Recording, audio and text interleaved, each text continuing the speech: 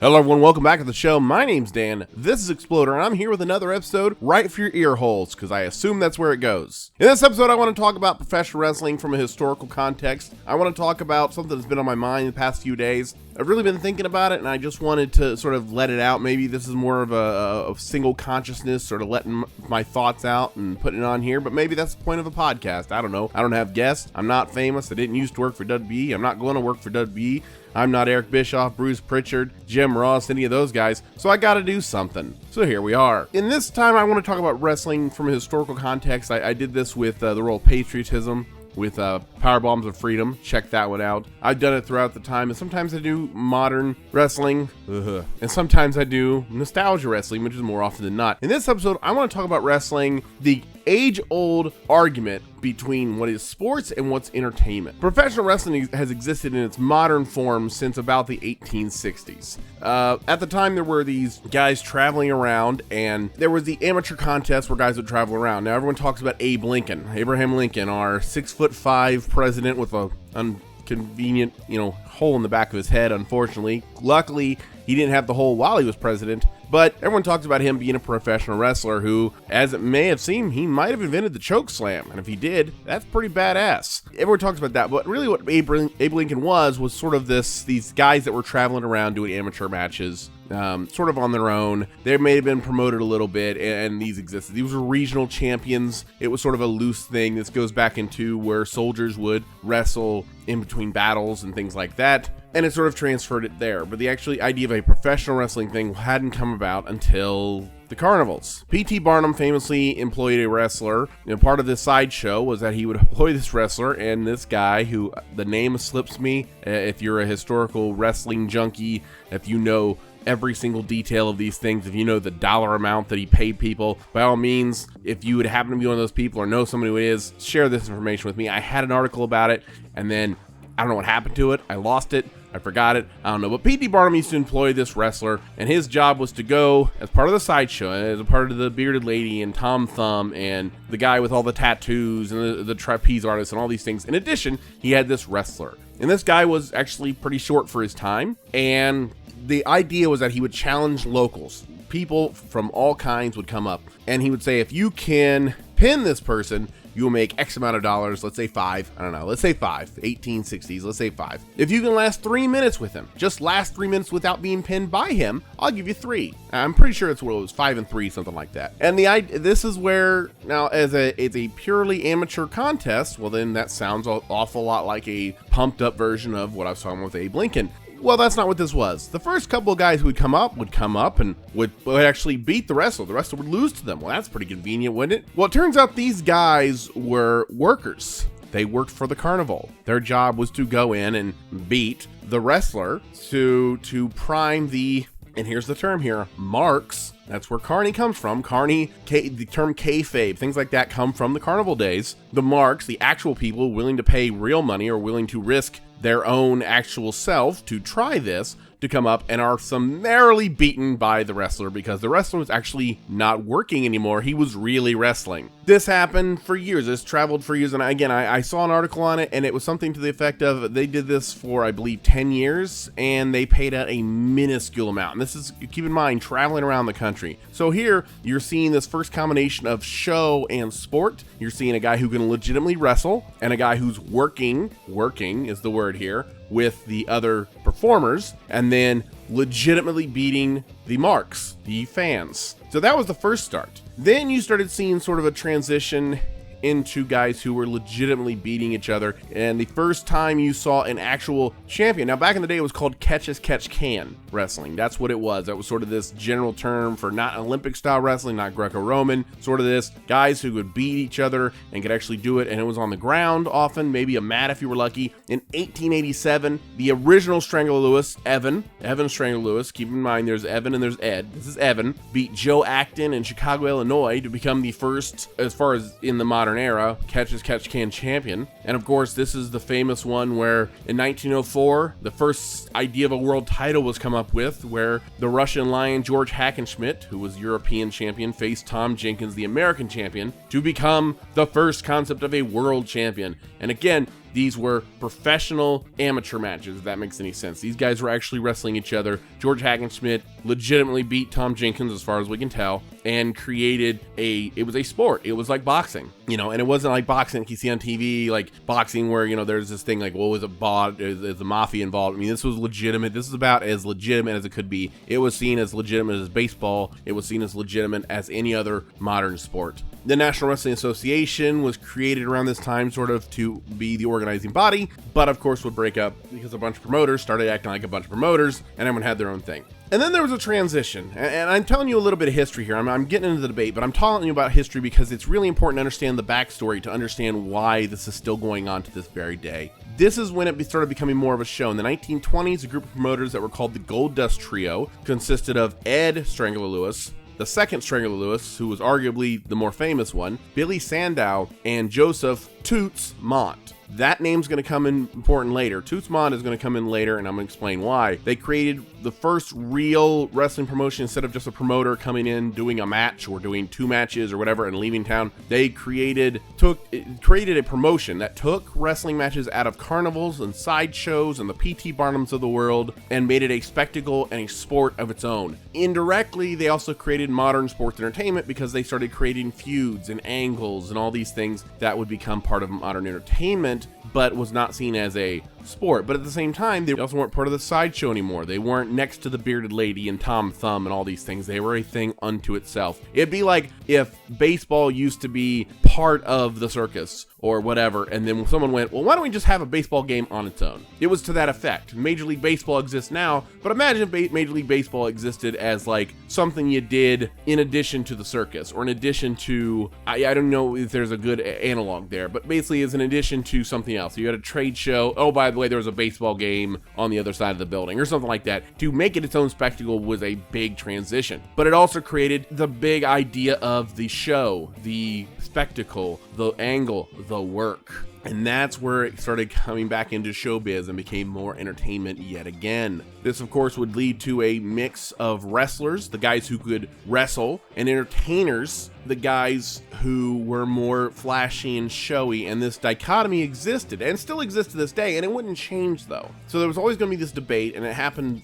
literally from infancy as it became more of a show. People that argued, people that saw Hackenschmidt and Billy Sandow and Tom Jenkins and all these guys were going, well, but they're not as good as these guys. They're not as good of wrestlers as this. And on the other end, people liked the idea of, people showed up to see matches, but they also showed up to see a little bit of spectacle. They wanted to find a guy to cheer and find a guy to boo. They wanted to create this storyline. Even if it was not given to them, it was created in their own heads. They wanted to create something. They wanted to care, like any other form of entertainment. So that's the concept of a sports entertainment. And by the way, for everyone who talks about sports entertainment being the vexing curse word that Vince McMahon uses, funny enough, he didn't invent the term. It is a combination of things. Sports entertainment is sort of this general term, and he uses to get away from wrestling, which is the W word, and that's the bad word. But actually, the term goes back to the 1930s. A sportscaster, back when wrestling was reported on as a legitimate sport in the actual sports pages from Chicago to Toronto to New York,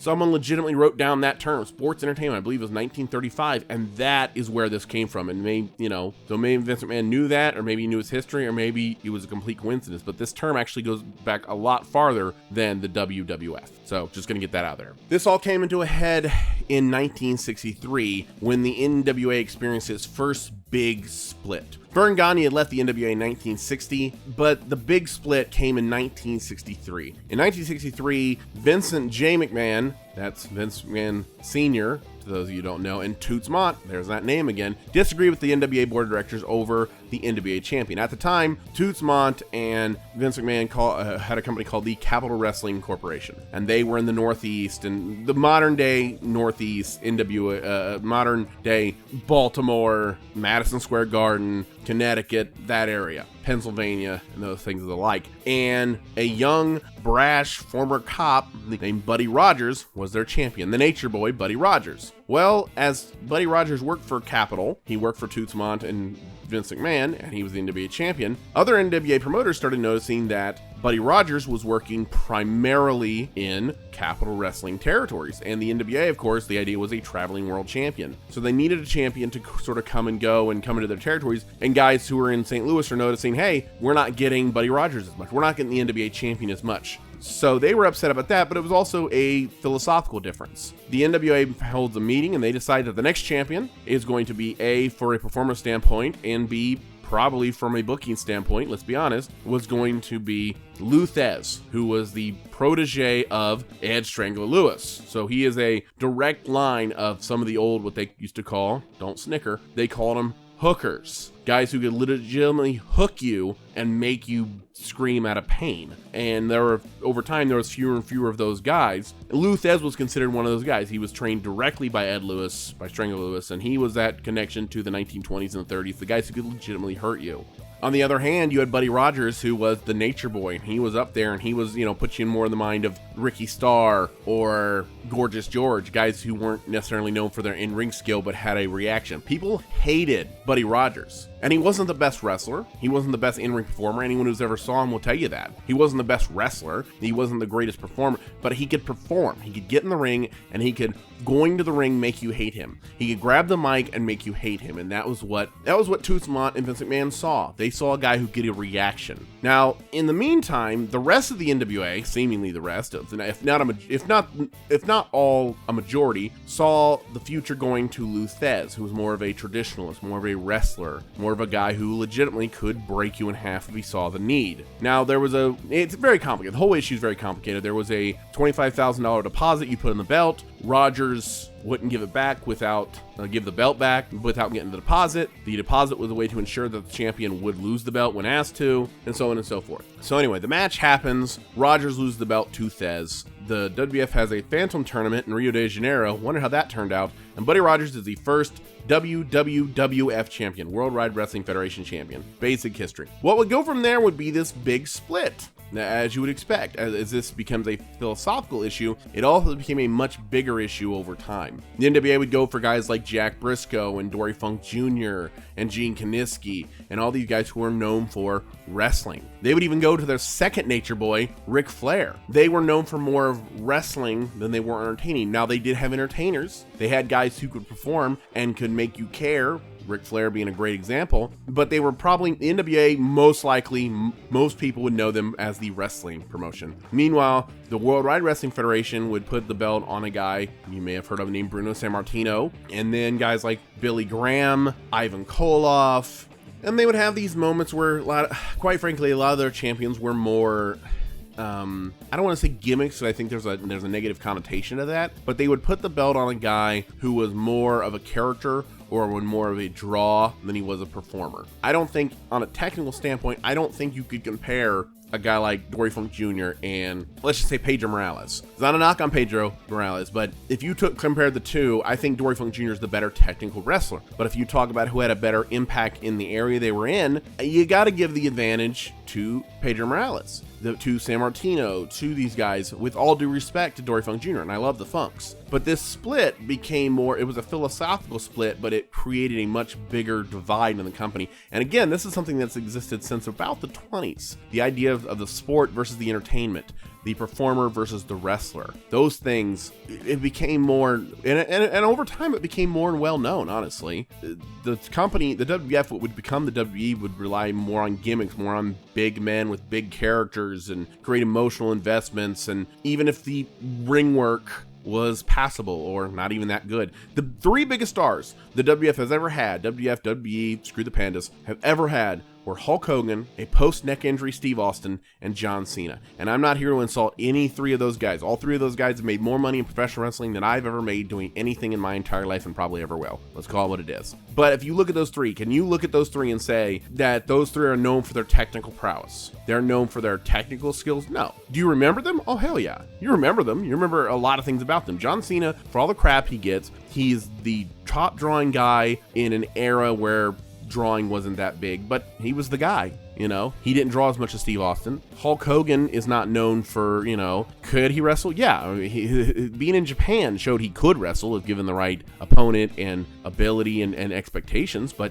is he known for his technical skills? No. Steve Austin is a completely different wrestler after his neck injury. When Steve Austin broke his neck in 97, you saw, and even he said this, you saw a transition from his ring work. He became more ground and pound. He became more, stomp in a mud hole, Luthez press, punch, those kinds of things, because quite frankly, the other stuff he was doing, he couldn't do anymore safely. So the three biggest guys in the WWF's history are not known for their technical ability. They're known for being bigger characters. Hulk Hogan is a bigger character than than a lot of the guys in NWA put the belt on.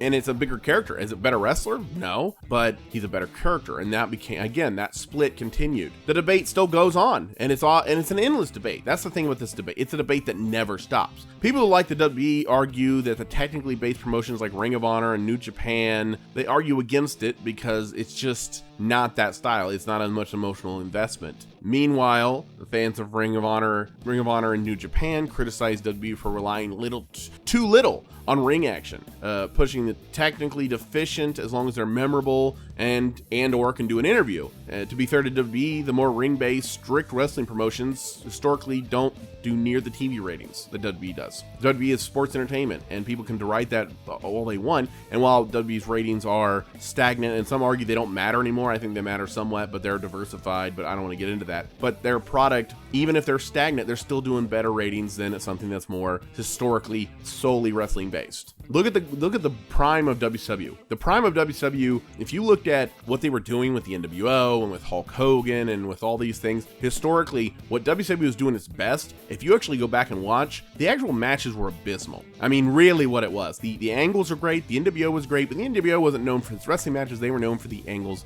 afterwards. They were known for the attacks. A good match can sneak in now and again. A Goldberg, Diamond Dallas Page, or a Sting Ric Flair match could always entertain. But WCW, when it was doing its best, was relying on angles less than it was on in-ring action. It was relying on interviews and gimmicks and things to get over more than it was in-ring action. The finishes were not great, and Eric Bischoff himself will say the finishes were not great. WCW was never known for having good finishes. They were never known for having good matches with really spectacular finishes. They could have a great angle, but it would build up to a match that had a finish. The difference was they had to build into something. They had to build into the next angle. They had to build into a payoff, and hopefully that payoff was worth it. But the actual in-ring ability of a guy like Hogan or Kevin Nash, meh. And to be fair to the critics of the WWE sports entertainment product, that they hire entertainers because of how they look, not how well they can wrestle, they made the Great Khali world champion. I'm just going to let that sit there. The debate, as I've said, continues on to this very day with the launch of All Elite Wrestling, which so far, now this is just so far, appears to be focusing more on in-ring exploits than the WWE has done in years. Now, I'm sure AEW will combine storylines and wrestling, gimmicks and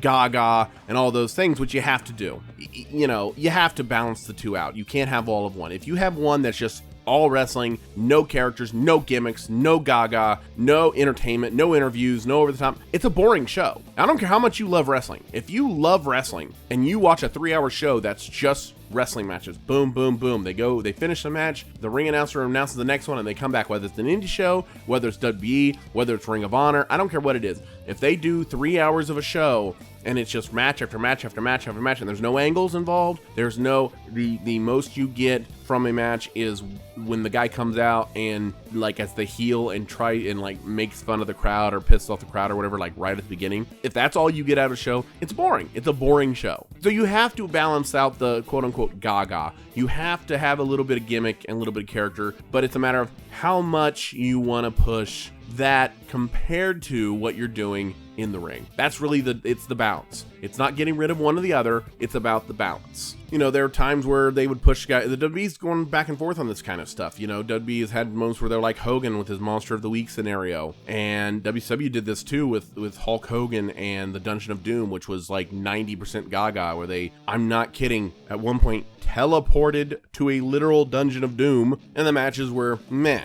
Then on the other end, WWE would do stuff where they would have guys who were smaller and more technically sound and were having really good matches, but maybe their characters weren't as over. Guys like Bret Hart, Shawn Michaels, Eddie Guerrero. Again, they were focusing on guys who could wrestle technically, but they sort of shied away from the goofy stuff, sort of the gimmicky stuff. That can get, if you put it, like I said, if you put a show together and it's just matches, boom, boom, boom, match, it gets boring. Likewise, on the other end, which WWE's done this too, if you put a show together that is just gimmicks, interviews, run-ins, gaga, short, awful matches, there's a name for that. It's called a WCW Nitro from the year 2000. And if you think I'm joking, go on the network right now and watch one. Pick one. I'm right now making my way. I'm in like August of 2000, and I have no idea what the hell's going on. And I'm watching every single week of it. So this age-old discussion is continuing. So will All Elite Wrestling, will it get better? Will it do more wrestling, more gaga? I think it'll go more wrestling. I think it'll feature more wrestling, but it has to keep a gimmick. It has to keep gimmicks. It has to get people emotionally involved, because the idea of getting people emotionally invested into a product is not a bad thing. That's the thing. People, when they say sports entertainment and they hear someone from WWE wax philosophical when they're talking about, oh, emotionally invested, they almost take that as like you can't think that. Like, that's wrong. A wrestling fan doesn't like that. That's wrong. You have to be emotionally invested to some degree. There are fireworks matches. I just, July 4th was recently, and we were out watching fireworks, and I said, a high spot, guys who were just flipping around and doing the thing. I said a lot of this about Lucha Libre, and one of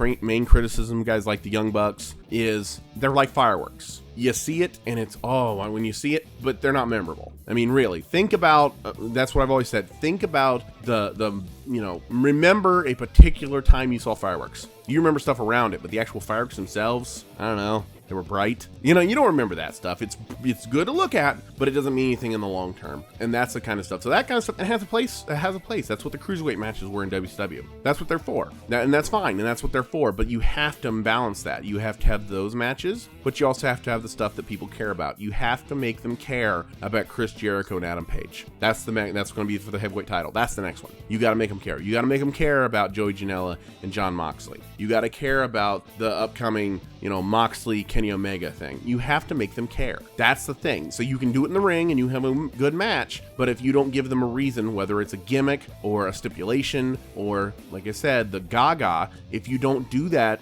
they're not going to be emotionally invested. They'll like when they see a guy get a good move in. They'll love when they feel there's an emotional component. They want to see Jon Moxley win or Kenny Omega win. They want to see Cody Rhodes get the win and beat Adam Page. They want to see a good fight. That's one of the best things that happened at Double or Nothing with Cody and, Dustin Rhodes. When you saw that was an emotional component. It was a good match, but it was also a very emotional component. You saw the emotion there, and they were able to do that in the match, which is great, but you have to have both. The idea that you can have one or the other. If you have one or the other, you end up with a really different show. The balance is the important thing. So who's right in this? Who's right and who's wrong in this whole situation? Quite frankly, they're both right. That's really what it is. That's the big thing in all of this. They're both right. You have to have a balance. And I keep stressing this, but it's true. You have to have a balance. You have to have wrestling. You have to have a certain amount of wrestling in your wrestling product. If you go too far off, it's the Steve Wilkos show. It's Jerry Springer. It's whatever. If there's no wrestling on a wrestling program, if you're doing a 3-hour show and there's 12 minutes of actual wrestling, it's not a wrestling show. The marquee, Jim Cornette says the marquee still says wrestling. You have to have some wrestling. You have to have enough to keep people interested, and that's what they came for. But if you have just wrestling and there's nothing else around it, there's no emotional component. People don't give a crap. So you have to give a reason. You have to create something. You have to create a reason why they do it, and you'll see that now in UFC. You'll see these things that are not wrestling, but they have to create a good guy and a bad guy. They have to do the press conferences. They have to create a story going into it, though it's a video package or guys who are playing themselves, but they're sort of encouraged to up the trash talk. You know what I mean? You have to create that, because that ups it. You can have a good wrestling match, but if you have a great emotional connection, that can make that match feel even better, and you make the angle feel better, and it goes forward and forward and forward. So in this sports versus entertainment debate, the answer is both. It is sports entertainment. I know that's a curse word for some people, but that's what it is. You need both. And I don't know why. I've been thinking about this last week. I've been thinking about it. That's just something I've had in mind. I've been wanting to talk about. And I don't know. I just came up. I had an episode this week, and I was like, I'm going to do an episode this week. And I want to talk. I was like, there's a lot of funny topics you can go into. There's a lot of things I could do. And I've been working on the Exploder blog. The blog, actually, years ago, I started this blog before I started the podcast. Actually, I started the blog in 2016. And usually it was just what the Facebook page is for. It was memes, and I wrote an article now and again, but I've been writing it for a while, and I sort of let it sit there. I didn't deactivate it. I just sort of sat there on it. It's a free WordPress site because I'm fancy, but I've been working on it. I was working on it, and then I stopped, and I started doing this, and then I was like, you know what, I can go back and do it. And I have stuff on there. Check that out. Check out I'll link it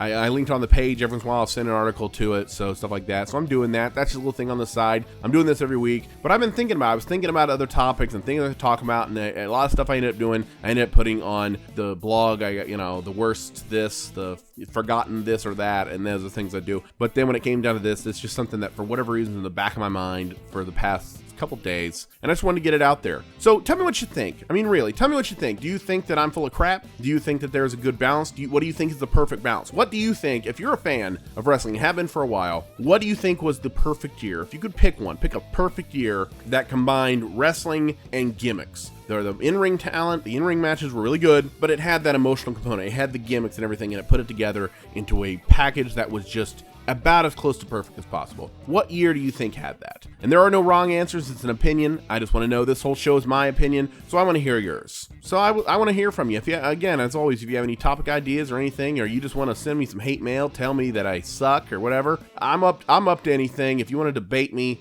I don't care. I'm here. I'm here to talk, and I'm here to listen. So, with that in mind, until next time, my name's Dan. This is Exploder. Have a good one.